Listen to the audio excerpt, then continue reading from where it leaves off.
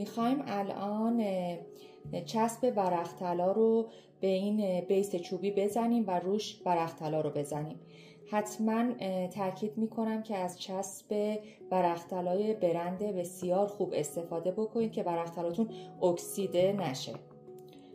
یک لایه میزنیم، 2-3 ساعت بهش زمان میدیم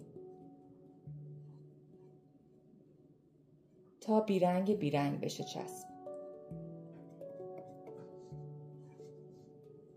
وقتی که بیرنگ شد ورق طلا رو بهتون میگم چجوری مجدد باید بچسبونیم. ورق طلا رو با پوستی روی کار مستقیم میذاریم، برمیداریم، نمیذاریم دستمون بهش بخوره. با یه قلموی خیلی نرم